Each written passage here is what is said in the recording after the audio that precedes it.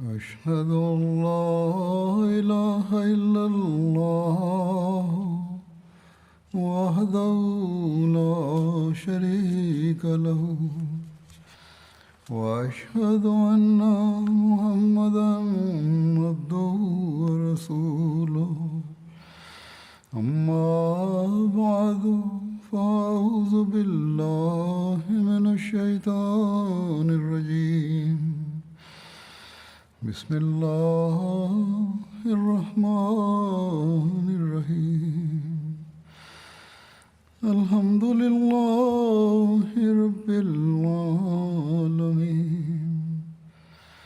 الرحمن الرحيم مالك يوم الدين إياك نعبد وإياك نستعين اهدنا الصراط المستقيم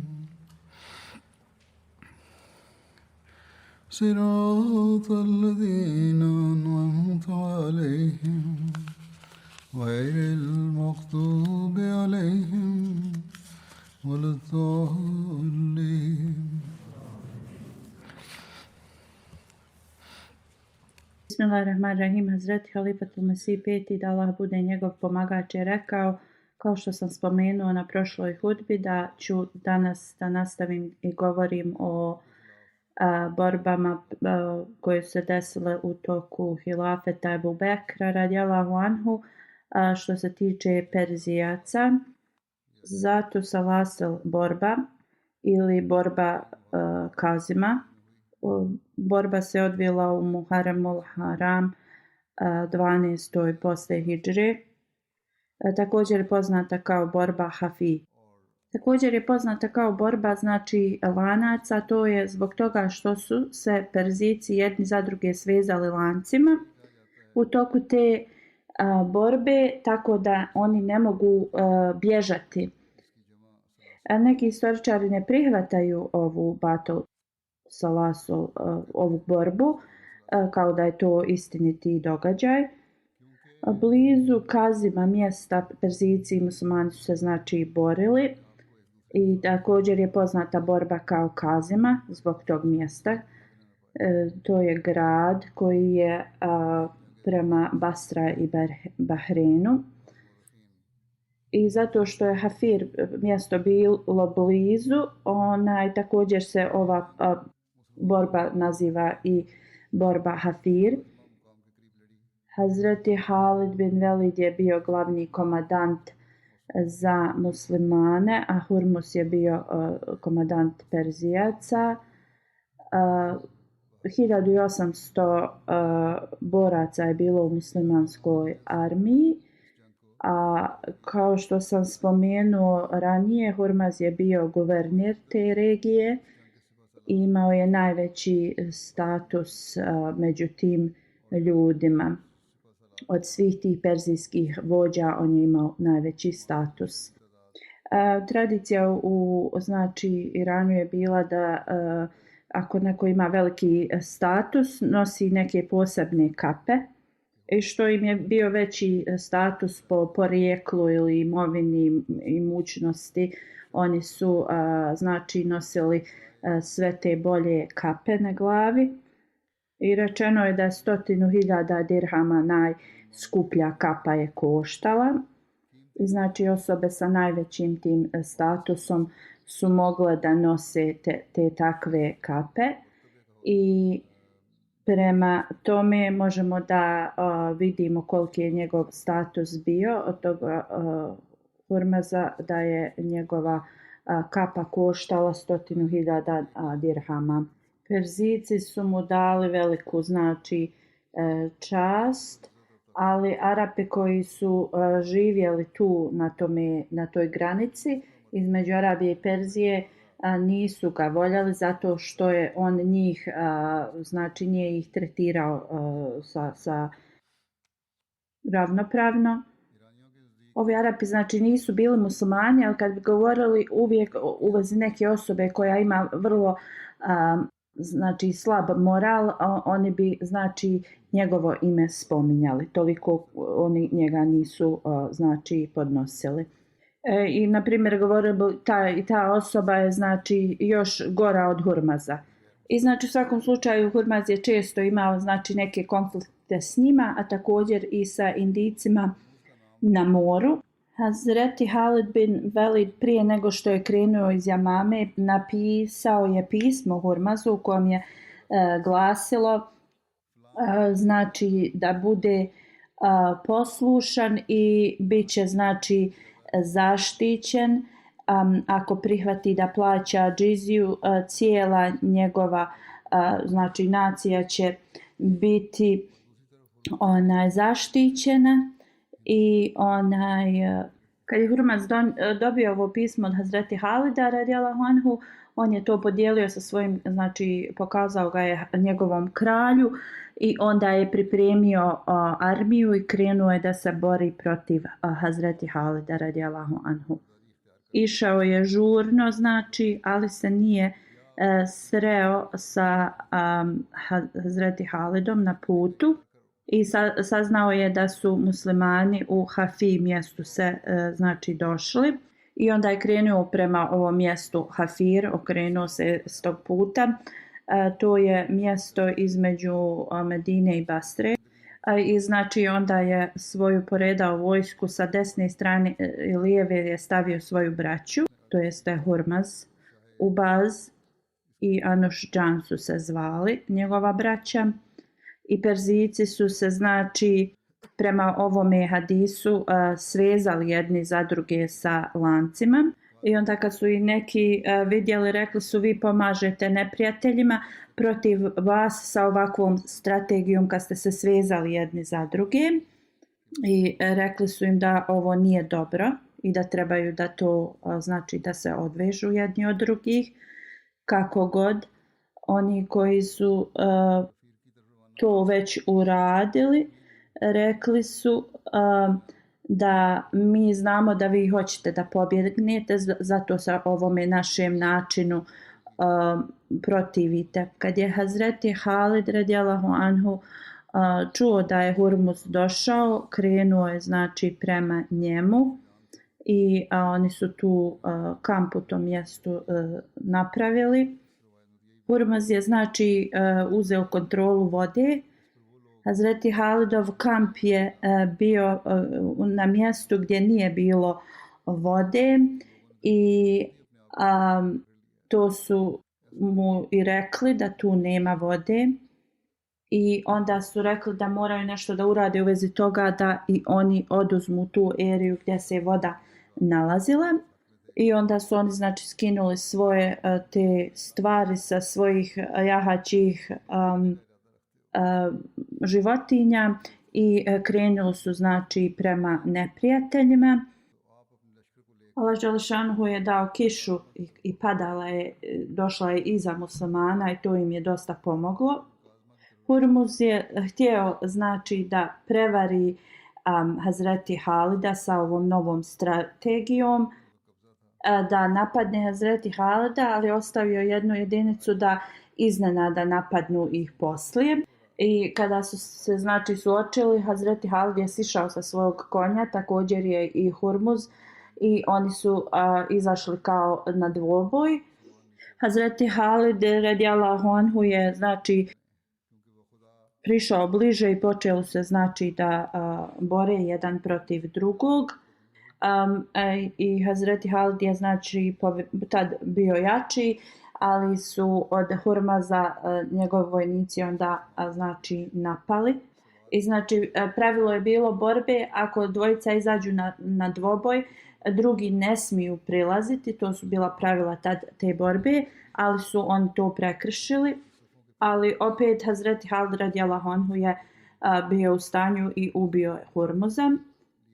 Kad je Hazret Kaka vidio šta su Hurmuzovi vojnici radili, i on je onda njih napao. I Perzijci su tad pobjegli, Muslimani su znači išli za njima i koga su god stizali, ubijali su i svu noć su to radili i onda su zaustavili se na mostu Eufrat rijeke gdje je današnja Basra. I kada se borba završila, Hazreti Halid je znači prikupio ratni plijen i jedna kamila je nosila znači teret tih lanaca. Oko 375 kg su bili teški ti lanci. Ratni plijen je poslat znači Ebu Bekru radijallahu anhu. Također taj ratni plijen je imao kapu od Hurmaza koja je bila vrlo znači skupocjena. Imala je znači dragulje na sebi i znači koštala je oko 100.000 dirhama.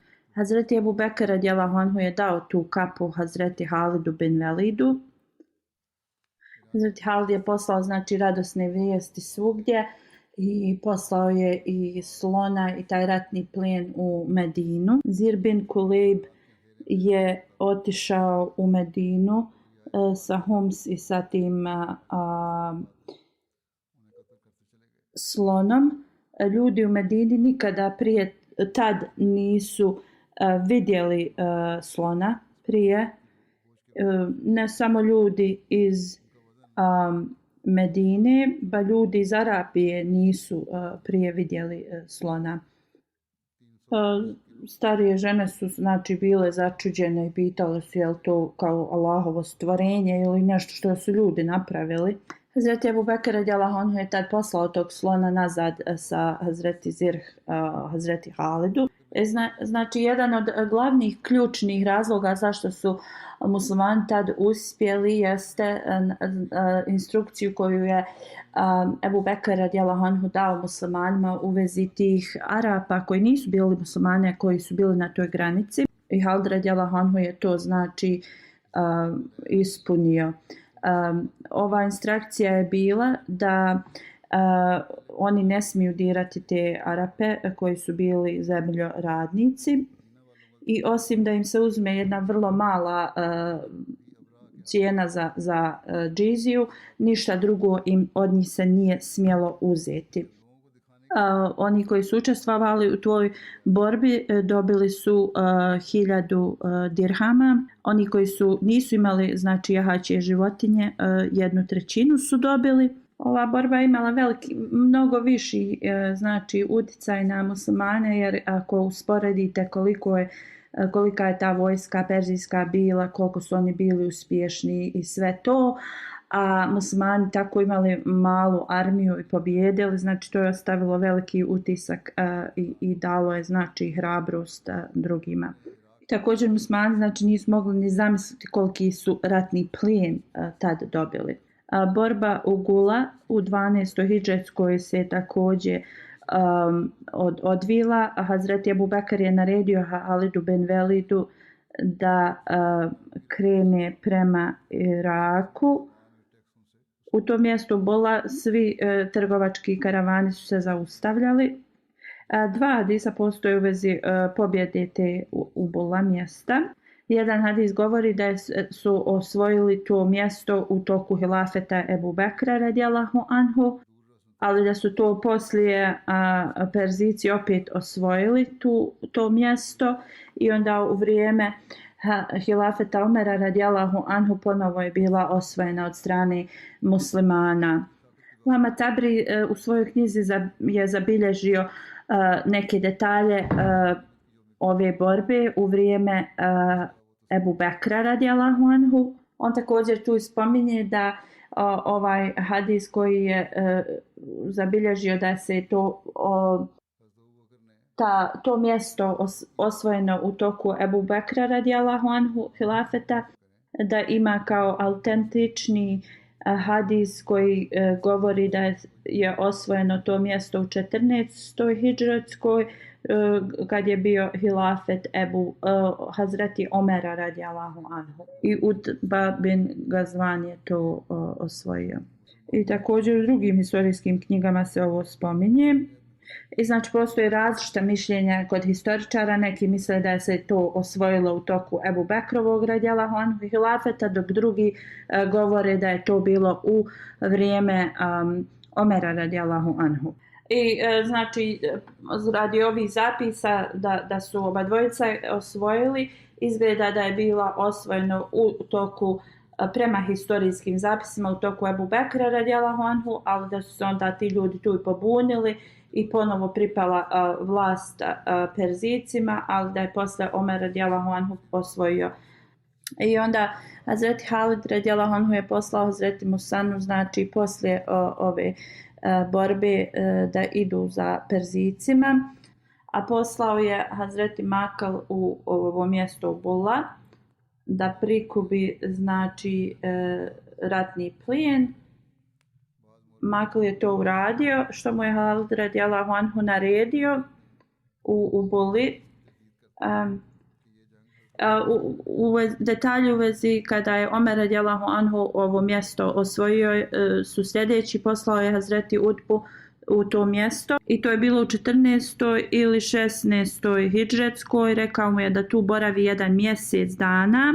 Ljudi u Bulla su se znači suprotstavili njemu, oko 500 znači vojnika je došlo i Utba je radijallahu anhu se protiv njih suprotivio, borili su se i pobjedio ih je i Perzici su se tad znači povukli iz tog mjesta, znači otišli su na brodove i napustili su ovo mjesto i onda ovaj cijeli grad je bio ostavljen muslimanima. I muslimani su tad također našli dosta ratnog plijena. Muslimana je bilo 300 u toj vojsci i oni su podijelili taj ratni plijen. Bitka Mazar se odvila u Saferu 12. hidžretskoj. Mazar se nalazi u Basri. U tom periodu svi su znači učili sljedeće, u stvari recitovali kao u mjesecu Saferu svaki pobunjenik će da bude ubijen i kao njihov kraj će da bude. Hurmuz znači se je borio u borbi sa Lasel protiv Halida bin Velida. Hurmuz je tražio pojačanje od svog cara. Karim je bio taj koji je došao od tog cara da pomogne Hurmuzu, ali oni su samo stigli do tog mjesta Mazar kad su dobili znači informacije da je Hurmuz bio pobjeđen i znači da je on poginuo. I znači ostatak te Hurmuzove armije je došao u to mjesto Mazar i susreli su se s ovim Karim poglavicom ili komandantom. I ovaj Karim, taj komandant je rekao ovim što su pobjegli iz Hurmuzove armije da moraju da se pripreme za borbu, jer ako sada opet pobjegnu nikad se kao neće dobiti šansu da se bore, i onda su jedni drugima kao pomogli da se pripreme za tu borbu. I znači nova armija se formirala. I taj jedan vojnik koji je bježao rekao Karin je sad naš komandant i kao nadamo se da će nam Bog dati pobjedu nad neprijateljima, to jeste muslimanima u tom slučaju. I kao na taj način mogu da se malo poprave. I oni su tu u Mazaru se pripremali. Hazreti Musana i Muana su poslali vijesti u vezi neprijatelja Hazreti Halidu radijallahu anhu. I onda Hazreti Halid radijallahu anhu je tad od te prijašnje borbe podijelio taj ratni plijen vojnicima. Poslao je vijesti Hazreti Ebu Bekru radijallahu anhu tad u vezi pobjede. I poslao je također informacije da armija koja je pobjegla iz te borbe Zatul Salasel se pridružila drugom perzijskom komandantu Karin i oni čekaju u tom novom mjestu i pripremaju se za borbu. I onda je Hazreti Halid krenuo sa svojom armijom u Mazar da se suprotstavi tom Karin. I onda su se oni tu znači borili i Karin je izašao kao na dvoboj. Hazreti Halid i Makel su izašli da se suprotstave njemu. I kako god Hazreti Makel je bio brži i suprotstavio se Karinu i ubio ga je tu. Hazreti Asin je ubio Anušđan,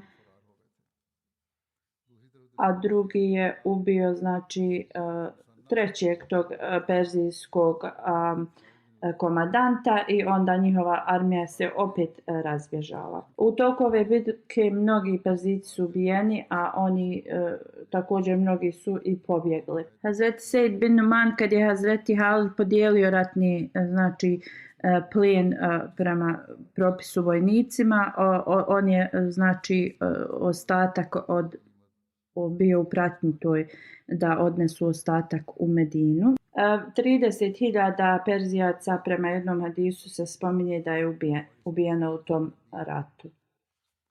A i to ne uključuje one koji su skočili u rijeku i utopili se.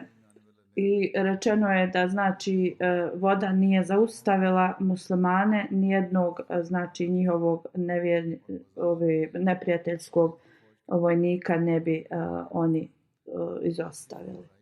Neki su znači od Perzijaca preživjeli i pobjegli su. Oni koji su znači posle ovoga koji su bili pomoćnici Perzijcima, oni su bili zarobljeni također sa svojim porodicama.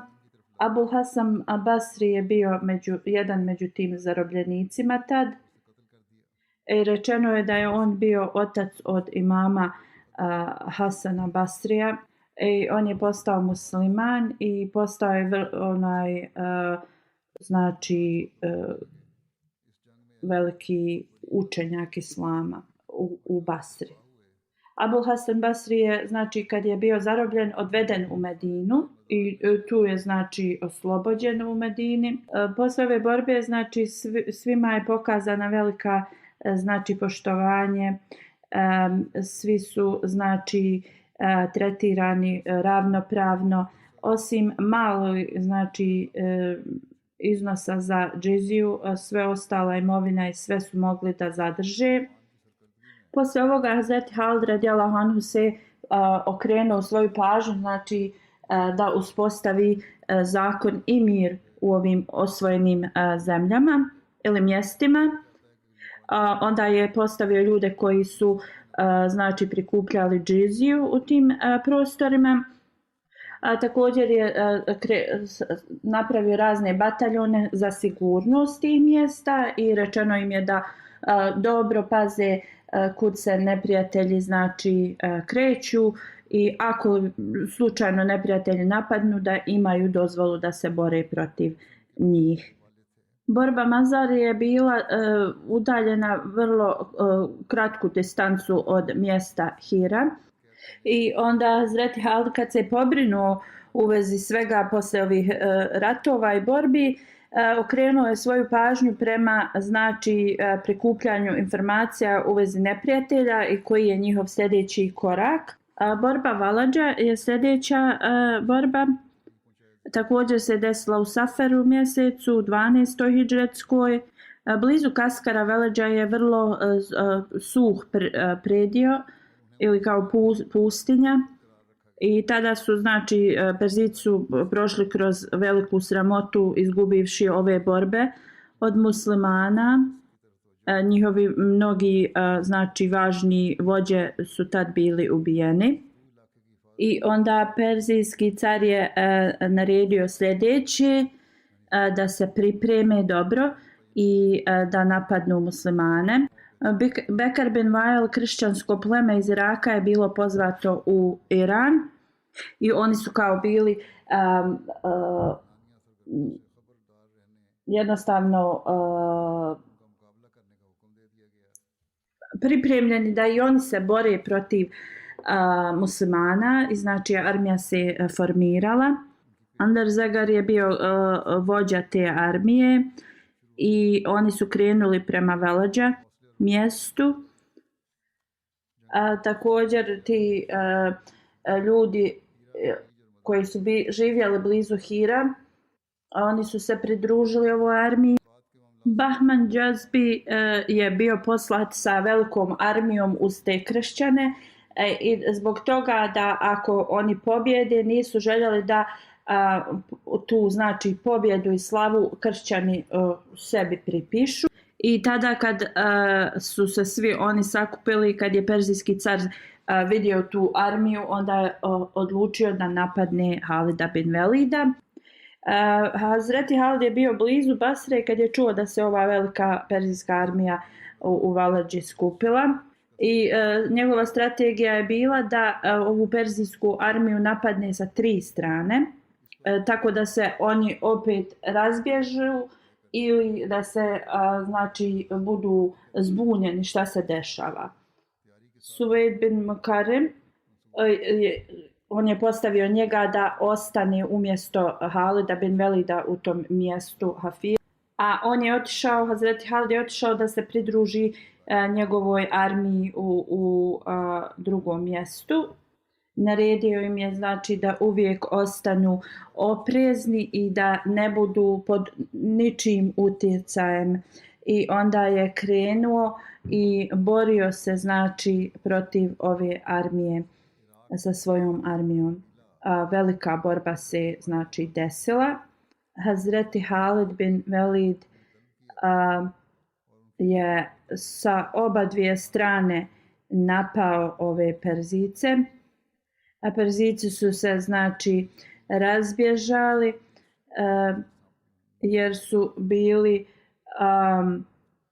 znači opkoljeni muslimanskom armijom i oni su tad pobijedili Perzice opet. Hazreti Halid radijallahu anhu nije ubijao ove zemljoradnike koji su bili u tom mjestu, a jedino je kaznio one koji su pomagali Perzice u tom vremenu. On je ponudio običnim ljudima da znači plaćaju džiziju i da budu pod zaštitom muslimana, što su oni prihvatili. Borba u Lejs također se desila u Saferu mjesecu 12. hidžretskoj. Ulejs je grad u Iraku. Ovi kršćani su znači bili mnogo uzrujani zbog zadnje pobjede Hazreti Halida radijallahu anhu. Oni Perzici su se dopisivali i onda su se sakupili u Ulejs. Abdul Aswad Ijli je bio njihov kao lider.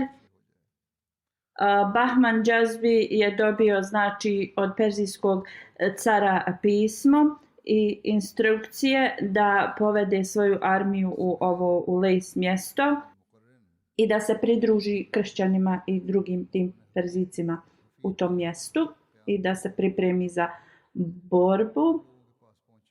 Bahman Džazbi nije išao sa tom armijom.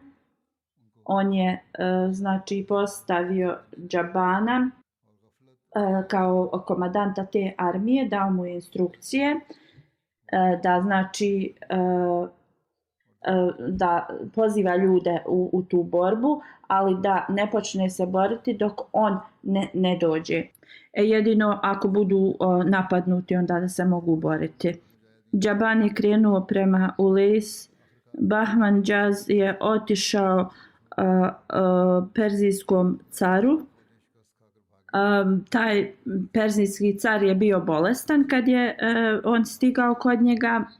Bahman Džazi je tad kao bio zauzet, pomagao je tom caru i nije poslao nikakve upute ovom svom komandantu Džabanu. I Džaban je stigao sa svojom armijom u to mjesto Ulejs u mjesecu Saferu. Mnogi su se kršćani i ta plemena pridružila njemu.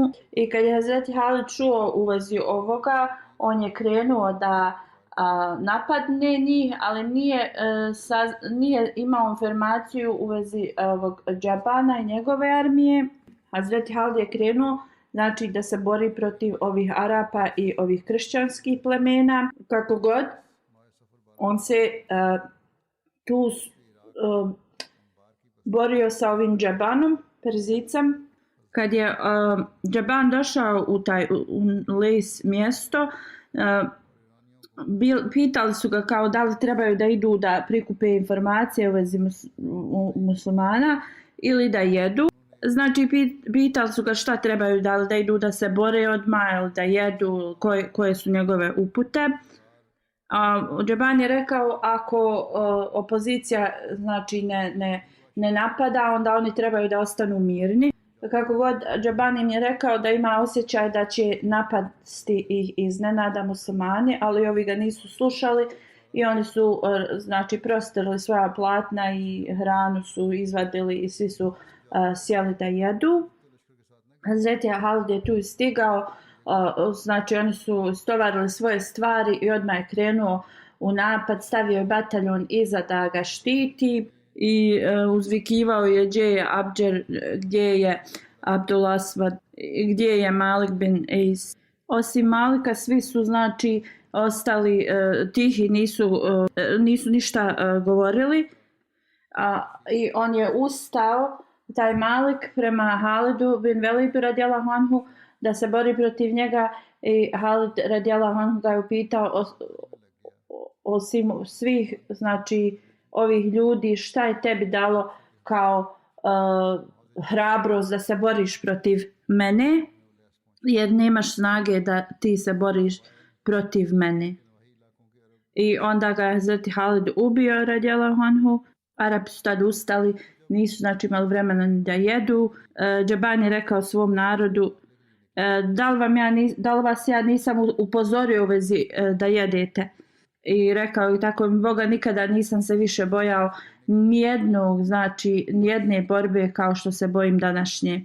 I Perzijci su rekli kao ostavit ćemo ovu hranu sad za sad, kad pobjedimo muslimane onda ćemo se vratiti kao da jedemo.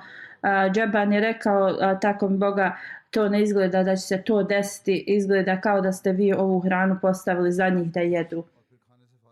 I onda im je rekao slušajte me dobro,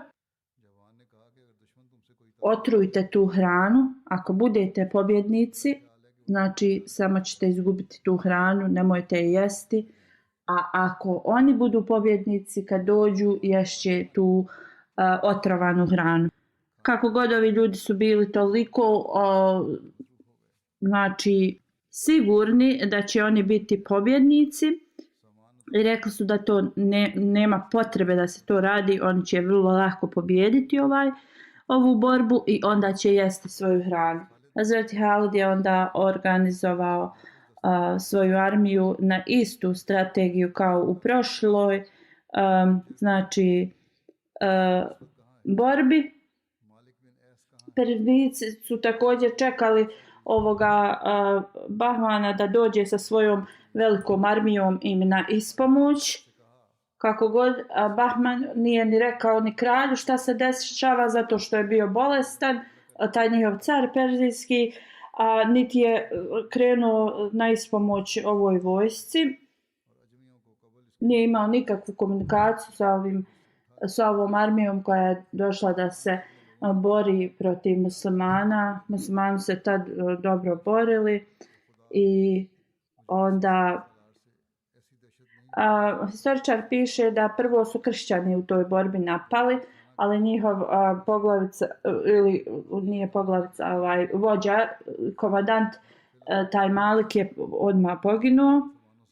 I čim je znači on poginuo, oni su se odmah izgubili tu žar. Onda su Perzijci znači napali. Oni su kao nadali se da će im od Bahmana vojska doći da im pomogne. Borili su se. Muslimani su i također napadali, ali nisu bili znači uspješni. Kad je Hazreti Halid radijallahu anhu vidio da se ovi Perzijci bore i sve strategije koje je on imao znači iskoristio je, ali nisu znači popuštali. Hazreti Halid je tada digao svoje ruke i molio se dragom Allahu, rekao je Allah moj, ako nam daš pobjedu nad njima, neću ni jednog od njih sačuvati, ova će rijeka kao biti natopljena njihovom krvi i bit će crvena. Onda je Hazreti Halid svoja 2 bataljona poslao da napadnu sa skroz zadnje strane znači ovih neprijateljske armije. Onda su se Perzijci razbježali i onda su shvatili ili da se predaju muslimanima ili da pobjegnu. To im je bio izlaz. Hazreti Halid je naredio oni koji se predaju da ih ne smiju ubijati, a oni koji se znači i dalje bore da njih samo smiju ubijati. Glavni za ovo istraživanje departman je ostavio jednu znači u vezi ovoga zabilješku i Halifatul Mesih kaže da i ja se slažem da je ovo tačno. Tu glasi zabilježeno je da i Hazreti Halid, zato što kad se molio Allah dželešanu u ovoj dovi, rekao je da će svi u njih znači pobiti i baciti u tu rijeku i da je to poslije borbe i uradio i bacao je u tu rijeku i dan danas ta se rijeka kao poznata je po rijeka krvi, ali ovo ne izgleda da je istina to što su historičari kao zapisali, jer ne izgleda da je istina da je on zarobljenike ubijao na taj način i bacao u vodu. Ili ovi historičari su znači to previše preuveličali ili jednostavno su propustili neke detalje u ovoga. Ili da su to ti historičari koji žele što više da pripišu teror i što se kaže svakoj muslimanskoj borbi, pa su našli kao način ili mjesto gdje mogu da muslimane ocrne na ovakav način. Znači neki historičari jednostavno nisu naklonjeni prema muslimanima, jednostavno imaju te neprijateljski su nastrojeni i tako da kad znači pišu tu historiju jednostavno dodaju ovih znači neki stvari koje samo ocrne sliku muslimana. Jednostavno je moguće da su oni to dodali da je Hazreti Halid i zarobljenike kao poubijao i bacio u rijeku. Ali opet izgleda da su ovo samo stvari koje su dodate u historiju da bi slika muslimana bila ocrnjena. Jer jednostavno ne naoružani zatvorenici da budu ubijeni na ovakav način jednostavno ne ide prema islamskom učenju. Ali znači ne govorimo da nekad muslimani to nisu radili, ali u vremenu kada je poslanik sallallahu alejhi ve sellem bio živ i kada je Hulefaj Rašidin bili kao halife u tom periodu, te se stvari nisu dešavale. Iako znači proučavamo borbe u kojima je bio komandant Hazreti Halid bin Velid, onda možemo da vidimo da je uvijek, ako bi se bili zarobljeni, ako bi neko se predao, ako bi neko prihvatio vlast muslimana, uvijek bi im sačuvao njihove živote. Iako su znači stotina hiljada ljudi izgubilo živote u ovim borbama, ali to su bili ljudi koji su pali u borbama. Znači, ali ako proučavamo ovo i karakter Hazreti Halida bin Velida radijallahu anhu, onda možemo da vidimo za svaku smrt koju je znači on uzrokovao da je bilo znači objašnjenje koje ne krši islamsko učenje. I znači ako razmislimo i o ovome, možemo vidjeti da su neki detalji totalno dodati i izmišljeni. Jer ako proučavamo sve historičare, mnogi ili postoje neki koji uopšte nisu uključili ove detalje u svoj historijske zapise. A uključili bi najmanje neke detalje koji su se desili. Znači možemo da vidimo da ovi detalji koji su navedeni su jednostavno detalji koji su izmišljeni od strane nekih historičara. Također imamo nekog historičara koji je vrlo u liberalnom smislu i koji znači kad opisuje historiju na jedan vrlo drugačiji način govori o historiji, ali u ovom smislu kad on navodi ove detalje i kaže da jednostavno ovo je toliko dodato u ovome, da jednostavno ne vidi istinu u tome. Nema sumnje da Halid radijallahu anhu nije se strogo ophodio prema neprijateljima i također se i prema zarobljenicima na vrlo strog način ophodio, ali da kažemo da ih je ubijao je vrlo neispravno. A još jedan autor kaže da je Hazreti Halid imao takvu strategiju u toj borbi, da jednostavno ti ljudi su izgledali kao da su napravljeni od blata, a ne od znači krvi i mišića, kako je znači jednostavno kako su se oni prodavali. Pošto je perzijska armija tad bila ogromna, oni su znači napravili kao polukrug i okružili su znači muslimansku armiju i Arapi i arapski ti kršćani i Perzijci su znači muslimane opkolili i oni su znači se borili tad sa velikim žarom, ali to se nije moglo usporediti prema muslimanima. Ti muslimani su kao postali jedni lavovi koji su žedni krvi i jednostavno su išli kroz te kršćansku armiju kao da sjeku travu. I muslimani su jednostavno išli naprijed, nijedan Perzijci nisu i ranjavali, ubijali, ali ti ljudi koji su bili ranjeni, oni su se kao tad počinjali još hrabrije boriti. Muslimani su toliko ubijali neprijatelje da su im odjeća bila sva natopljena od neprijateljske krvi. Tako je izgledao i Halid bin Velid radijallahu anhu. I također znači čitavo to mjesto je bilo natopljeno krvlju. I ta krv je tekla isto kao voda u toku te borbe. I Perzijci su tad opet bili pobjeđeni i pobjegli su. Osmani su znači išli za njima ili su ih ubijali ili zarobili. I hiljadama njihovih vojnika su jednostavno u toj tolikoj panici se utopili u rijeku. I kada su znači otišli daleko, onda se muslimani vratili. Zabilježeno je da je 70.000 Perzijaca ubijeno tad, a 138 muslimana. Historičari su tako kao zaprepašteni kako su muslimani mogli da ubiju toliko ljudi, Perzijaca. I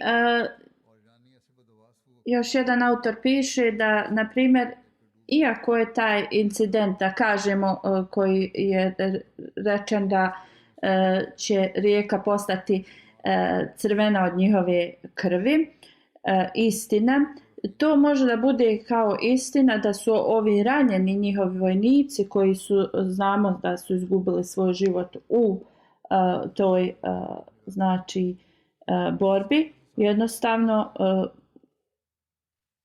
i znamo da se njih mnogo utopilo, jednostavno od njihove krvi rijeka je mogla da postane crvena. I znači kroz ove dodataka ovakvih detalja jednostavno ti historičari pokušavaju da pokažu da su muslimani bili toliko okrutni i prema drugima. U svakom slučaju Allah najbolje zna, ali što nama kao prema našem mišljenju kako to izgleda, da su ovo samo znači lažne optužbe prema muslimanima.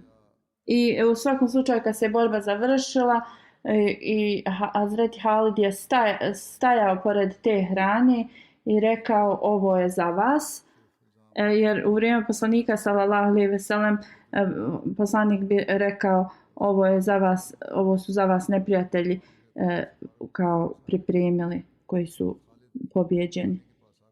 I znači podijelio bi tu hranu svojoj armiji. i muslimani su znači počeli jesti tu hranu za svoju večeru.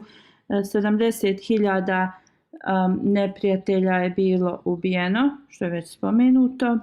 Što se tiče pobjede u Envešija, zapisano je da je Allah Đelešanuhu bez borbe dao muslimanima znači pobjedu nad neprijateljima. Envešija je mjesto u Iraku i kada je u Lejsu Hazreti Halid završio, krenuo je prema ovom mjestu. Kako god prije nego što je stigao, ovi ljudi su pobjegli iz tog mjesta. Hazreti Halid je naredio da se sve znači prikupi iz tih mjesta, a Meša je grad sličan Hira.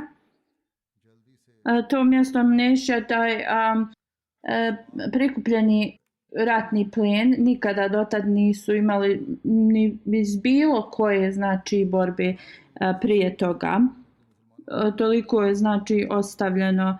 1.500 dirhama je dato borcima koji su imali jahačije životinje. Džendel je odnio znači vijest od Hazreti Halida u vezi ovih pobjeda. On je bio iz Idžel plemena. On je bio poznat kao vrlo hrabra osoba, kao osoba koja je služio kao vodič. On je došao kod Ebu Bekra radijallahu anhu i rekao mu je u vezi u Lejs pobjede i svih ovih pobjeda i također koliko ima zarobljenika i ratnog plijena.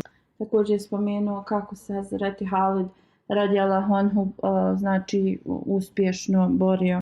Hazreti Ebu Bekr je bio impresioniran svim ovim znači detaljima i bio je zadovoljan.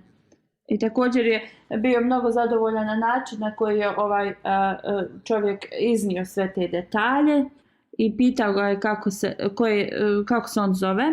I on je rekao da se zove Džendel. I onda je Hazreti Ebu Bekr radijallahu anhu ga pohvalio i također mu je dao da se oženi od tih zarobljenica od koje je on također imao, sa kojom je on također imao djecu poslije.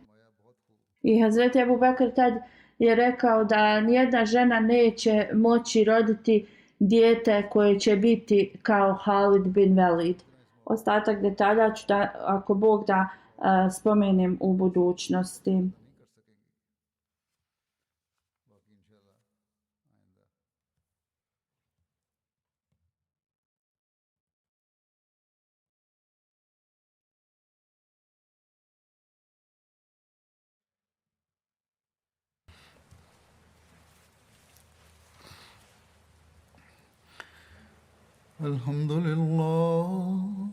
الحمد لله نحمده ونستعينه ونستغفره ونؤمن به ونتوكل عليه ونعوذ بالله من شرور أنفسنا ومن سيئات أعمالنا من يهده الله فلا مضل له ومن يضلل فلا هادي له ونشهد أن لا إله إلا الله ونشهد أن محمدا عبده ورسوله عباد الله رحمكم الله إن الله يأمر بالعدل والإحسان وإيتاء ذي القربى